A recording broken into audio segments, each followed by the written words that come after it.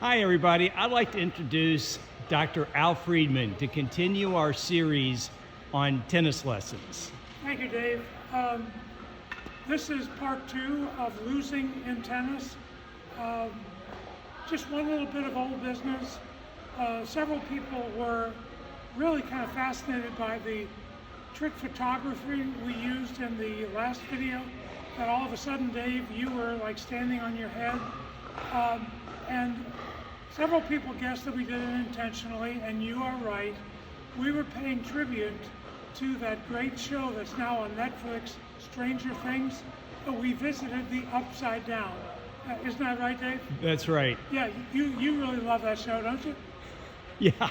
Yeah, I loved it so much I already forgot the name. Stranger Things. Strangers. Sorry. Now, other people think, oh, it's just a 73-year-old man who doesn't know how to use technology. Of course, Right. that can't be possibly the reason. Right, right. It was a tribute to Stranger Things. Stranger Things. Stranger Things, the show you love, Dave. Okay. Okay, now, last lesson we covered being a gracious loser, Yes. and which most people don't do.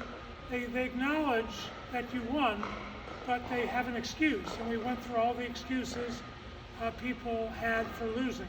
Now today we're going to cover 2 more things that are part of losing in tennis: Yes. blaming and raging.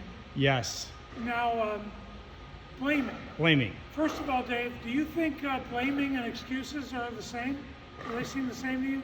No. I don't think Absolutely they are. not. No. Excuses are things that relate to you. You messed up because of this or that. Right. Blaming, it wasn't you. Right. It was something outside of you. Right. That was the cause of you losing. Got it. Now, the first kind of blame that we want to talk about, I call it tame blame. Tame blame. Tame blame. Okay. Because it's kind of a polite blame. Okay. This is where you say things like, oh, that was your forehand. Ah, Oh, yeah. I thought I saw you start to move. Ah, I yeah. thought you were going to take that ball. Gotcha. Things like that. Okay, You I know, understand. Totally understand. That's pretty mild. That's mild. Then there's blaming. Your. I guess it's. Well, I kind of leaped from. Well, blaming your partner. It's kind of a mean blame. Okay. You're really being vicious. Yeah. You're saying things like, playing doubles with you is just like playing singles. Yeah, yeah. Yeah. Yeah. Okay. Come on, you ain't that crippled. That's kind of mean. Yeah, yeah. You know, next set, what side of the court do you want to stand on? Right. You see, and then this one, I enjoyed the match. It reminds me that I need to donate to the Special Olympics. Yeah. You see, so you're blaming your partner. Ah, yeah. Yeah. I got Then it. you can also blame the racket. Okay. Yes, of Is course. there anything more common in tennis than you miss a shot and your first thing is you look at the racket like, why did you make me miss that shot? It's blaming your racket. Right. The next thing a lot of people do is they want to, after they blame it, they want to play with the strings. Yeah. They move the strings a little bit. You ever see that? Oh, yes. Yeah. That's a good one. That's done for absolutely no reason. Okay. There's no reason that we do that. Ah, but that's we all good. do that.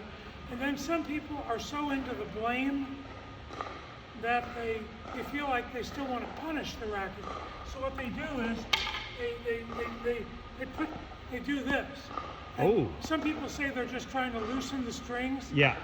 What they're actually trying to do is they're trying to suffocate the racket with their feet. Okay. See? So I got it. I got blaming it. the racket, blaming your partner. Yeah, okay. Got And it. I really do want to say one more thing about blaming your partner. Yeah. That's one of the joys of doubles. Right. When you play singles, there's no one to blame. You Right, can't right. blame, it's all you. Right, right. That's one of the joys of playing doubles. It's never your fault. It was always your partner's fault. When Gotcha. you talk about the loss. Gotcha. Okay? Okay. Now, the other one we want to talk about is raging and venting. Ah, that's, yes. You're raging. Now, do you think those two are the same thing? I don't think so. I think they're one and the same. You think they're the same? I do. You see, I think raging is when excuses, blaming, you still got so much anger Ah, that you have to explode. Okay. You're just basically exploding. Gotcha. The Okay. energy is just exploding. Okay. Venting, I think, is the result of the rage. I see the difference After now. you rage, you feel cleansed. I see what you're saying. It's a catharsis, if you I- don't mind me using a Greek word. It's kind of, you feel better after you've raged. Okay. So rage and vent. Gotcha. So Dave, why don't we unpack this RV? Okay, let's do You it. see RV? Yeah, rage and vent. Got oh, Pretty. that's a good way to remember that. It is a good way. Very good point. Now the first kind of rage, usually people do this after losing a point. Okay. They miss the shot, they lose the point, and Oh yeah, they drop the racket. I've seen that a lot. Yeah. Now this is not like a mic drop, where you do this. That's celebrating. Ah, okay. That's saying, yeah, I really nailed that shot. Gotcha. See, that's good. But the racket drop, you're saying basically that shot nailed me. Right. And I'm mad as hell, and I'm not going to take it anymore. Right, so right. You drop the racket. Gotcha. Okay? Now the next one is the racket throw. Oh, the racket A throw. lot of people do this. Okay. Pretty popular in tennis. Okay. The first thing I think I need to mention is the almost racket throw. Ah, yeah. I call it the no-go racket throw. No go. You miss a shot and you want to throw it, But- you catch yourself Yes. and you don't throw it. Okay, the no go throw. No-go racket throw. Gotcha. Yeah. Then there's the actual, this is probably the most common one, the actual racket throw. Ah, You're filled with rage. yes. And this is usually after you've lost a set or maybe the whole match. Okay. But after Woo! see that? That was And then, now, if you're in the middle of the court, Dave, you have two choices. You can throw it in the tarp, or if you're somewhere around here when you lose the last point, you can of course go the other way and just be mad as hell and throw it in the net. Now, some of you might have noticed that guy ducking over there. This is our guest star. ah. Hi, everybody. Hey, this is Paul Valina. Hi, Paul. Can you hand me my racket back there? Sure, Al. Hi, Paul. Thank you, Paul. Now, I got to tell you a little bit about Paul. Please. He is famous throughout the Midwest. One day we were playing tennis on courts that were near Main Street, and he threw his racket over a 10-foot fence, and then realized and went on to the center of Main Street, and cars were coming. So suddenly he realized, oh my God, the cars are going to run over my racket, and he made the fastest dash you've ever seen into the center of traffic, stopping cars from stepping or Wow. driving over his racket. Wow. So he's pretty well known in these circles, but he has invented Ah, the double racket throw. a double. A double. Okay. Or, because we're really good friends, I call it the double Valina. This is Paul Valina. Ah. Yeah, and this is the double Valina. Can so, we- Paul, you want to use my racket or you want to use that one? Okay. All right. So Paul, you're over here. Yeah. Let's just say you're over here somewhere, and you've missed the last point. You lost the match. You lost the match. Yeah. And you're mad as hell. Absolutely. You're not going to take it anymore. I'm really Okay, mad. There goes the throw God into the damn tarp. Woo. Okay, now that was a very good throw. Okay. Paul is getting the racket, and you think it's over. And how did I lose to that He's guy? trying again. He's still throwing the racket. Wow. That is the double Valina. That was a double Valina. Is it true, Paul, when you've done the double? I'm still mad. You're still mad? Oh, Well, yeah. But don't you feel better now? yeah. You've I was so mad I Okay. lost that guy. Well, thank you. He couldn't beat me, and he beat me. Doggone it. I I'm wish so I- mad, Al. I'm sorry. I apologize. Well, I think you're calming down now. Little bit. Take a deep breath. Okay, thank you though. What do you Glad to think? be here. What do you think, since you're here, the reason that we do rage like that? I think we're wanting sometimes to say, usually I play better than this, and today I just didn't play my best, and I'm mad about it. And we're just so competitive. We want to We win. want to win all the Yeah. time.